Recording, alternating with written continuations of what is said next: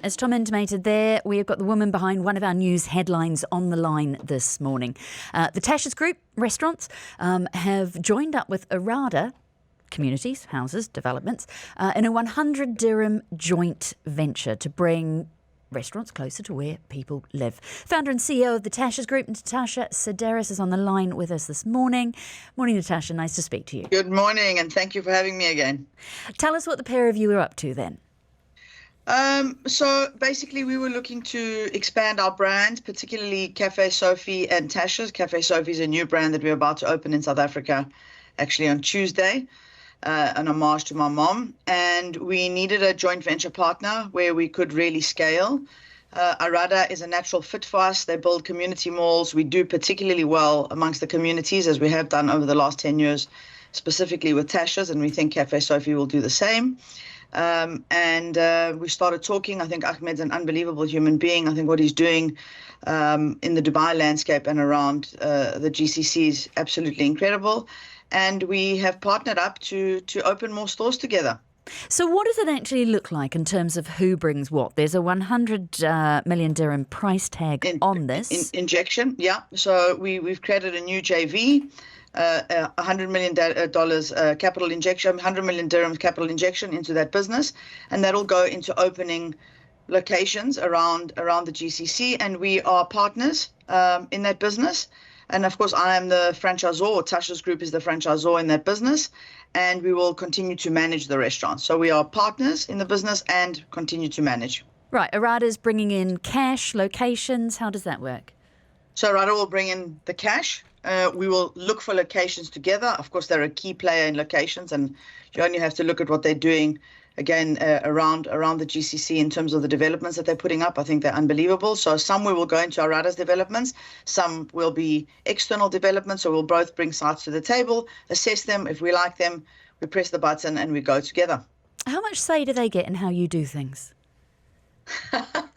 Good question. So with all of my partners, I think we've been very clear from the beginning, and I don't think that Arada is interested in getting involved in any operational matters. The brand is mine. I own the brand. So that'll continue to stay with me in terms of all of those decisions that the customers see. Of course, it's always a learning when you partner with someone. They've got some unbelievable metrics for assessing sites that we didn't have before. So we'll be learning that from them. And, as we go along, each of us will bring something to the table. But in terms of the stuff that the customer sees, food, the interiors, those will, of course, stay with me. I'm getting the gist from what I've heard about this, Natasha, that this is going to be very community-focused, restaurants in where people live. Yeah. Tell me about that as a strategy. So, we're opening in Sharjah. We're opening in Al Ain. We're opening in Ras Al Khaimah. We, of course, are opening in Al Jada, which is an Arada development. Tasha's has always really been a community product. If you look at where we are in the Galleria Mall, our first Tasha's, which is 10 years old, actually 11 years old this year, we're in the communities. So surrounded, of course, by business, but mainly in suburban environments. And we'll continue to do that. I think, you've just spoken about how hectic the traffic's been in Dubai. I think people are going to be more and more looking to stay in their communities, avoid the traffic. And we look to open in those communities. We've been a community brand since we landed in Dubai, and we are in South Africa as well. Where else? We're in the suburbs. Where else can you take this? So it's a minimum of 10 outlets. How big could this get? Yeah. Well, Ahmed and I have spoken about over 100 around the GCC and outside of the GCC. If our partnership works, I think this is a litmus test. I've got a really good feeling about it. I know that he does as well. The synergies are right, and I think the sky's the limit. So we're in the Gulf to start with. I know you've got Saudi. So Saudi, we already have our franchise partner in Saudi Arabia, so we'll probably take our other brands to Saudi because the deal is a non-alcoholic deal, so unlicensed. That's one of the parameters in the deal. So any of our brands that go to a region that doesn't serve alcohol, or any of the brands that do not serve alcohol, we will look towards doing with Arada. So Saudi Arabia, definitely. More in Abu Dhabi, definitely. As Abu Dhabi picks up, we'll definitely open a couple more in Abu Dhabi. Abu Dhabi is our most successful Tashas. And then some of the other Emirates, as I said, we're going to Ras Al Khaimah, we're going to Sharjah, we're going to Al Ain. So, And outside the Gulf, what would be the direction of travel? wow. I mean, that's a difficult question. I always think Europe should be the next stop. I think once we make a decision to go to the United States, which would be an amazing option, you almost have to say, well, I've done everything else that I've been able to do in the rest of the globe, and now I'm going to go to the States.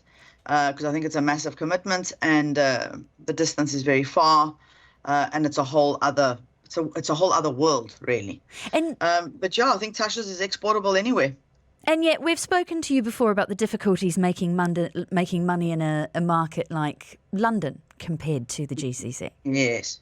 Yeah. So I think London's a particularly difficult one, and you only have to speak to other operators who are operating in the UK. I know we've had some guys who've opened from the UAE who've closed in the Middle East. I mean, in the UK. It's a difficult market. We are not looking to expand in the UK at the moment. The store's doing incredibly well, thank God. We're making a little bit of money. We're not making a lot of money. It took us over a year and a half to even break even. It's a tough market. And when I say Europe, I exclude the UK. What's the difference between Europe and the UK then? What makes one easier to make money So than the we're other? opening in Greece. It's still got issues around staffing. It doesn't have the same issues around food cost. It doesn't have the same difficulties around labor. Yes, it's difficult to find labor, but it doesn't have the labor costs that come with operating in the UK. And then, of course, the very high rentals. But the numbers just make much better sense in a place like Greece or in a place like Serbia, but under where this, we're also opening.